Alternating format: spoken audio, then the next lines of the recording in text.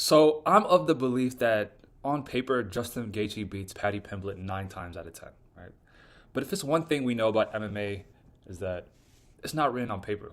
All we need is one round of chaos, one round of silly mistake, and things could change, and Paddy could win. And I think there's three different ways, three openings for Paddy Pimblett, to beat Justin Gaethje at UFC 324. I think it's very unlikely that happens, but us knowing how MMA goes, there are different ways that Paddy could get it done.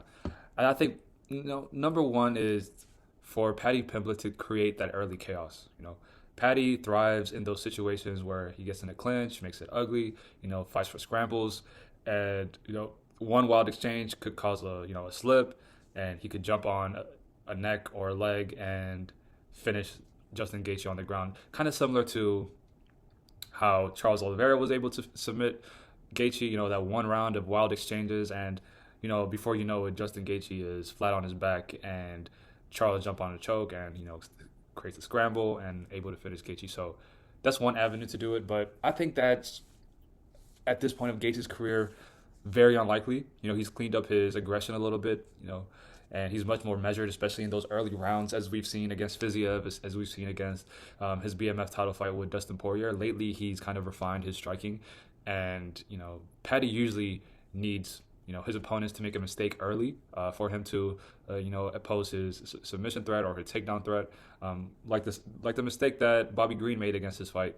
trying to go for a takedown against an opponent who is so much better than you on the ground. I don't think Justin Gaethje is making those type of mistakes at this point in his career. So that's one way Paddy could get it done, but I don't see that happening.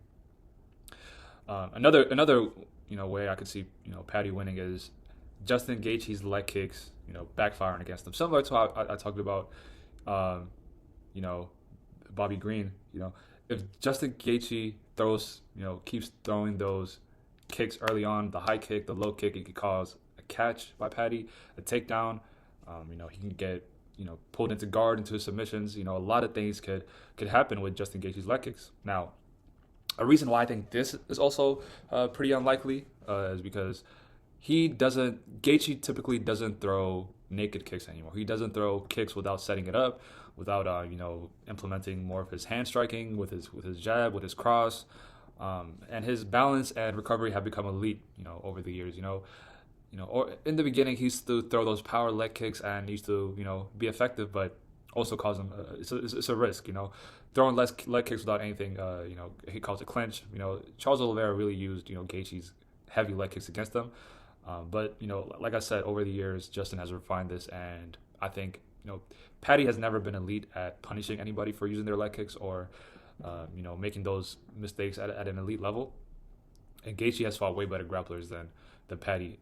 So yeah, I think that's also very unlikely. And my last point, I think this point is going to be critical to the fight, and it's going to be if Justin Gaethje gasses out late. So if Gaethje loses his cardio before Paddy Pimblett, I think it could cause troubles. From what we've seen from Paddy Pimblett, in a 3-round fight, he can be somewhat durable, right? We saw that in his last fight against Michael Chandler. He was the one that was durable while, Chandler was gassing out and getting tired. But I think that has more to do with the damage that Chandler took in that fight, right? And, we could say that Paddy's confidence started to grow, in those middle to late, second to third round.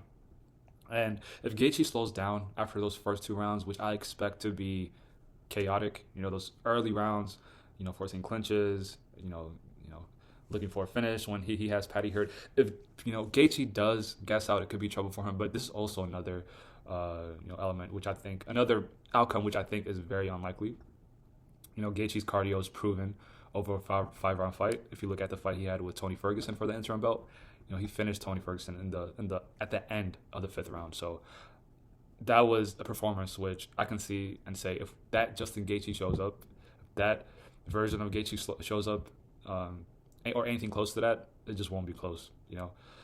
And I think the power punches will come into play. Very early on. I don't think Paddy has faced anybody who hits this hard yet. Or who fights at this pace or damage level or anything like that. So this fight is going to be interesting. I just gave you guys some, ways that Paddy could get it done. But like I said, I think is very unlikely, and I think Gaethje wins this 9 times out of 10.